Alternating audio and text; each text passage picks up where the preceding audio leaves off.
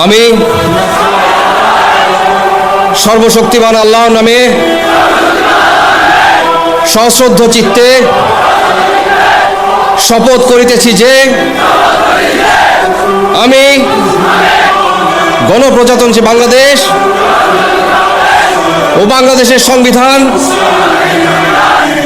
এবং রাষ্ট্রপতির প্রতি অকৃত্রিম বিশ্বস্ততা ও আনুগত্য পোষণ করিব। আমি আমার অপরিহার্য কর্তব্য মনে করিয়া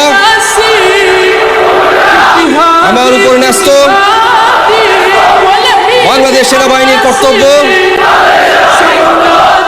আমি সততা ও বিশ্বস্ততার সহিত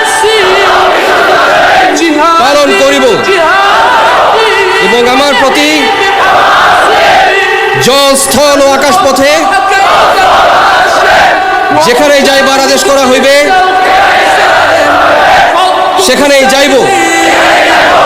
আমি আমার জীবন বিপন্ন করিয়াও আমার উপর নিয়োজিত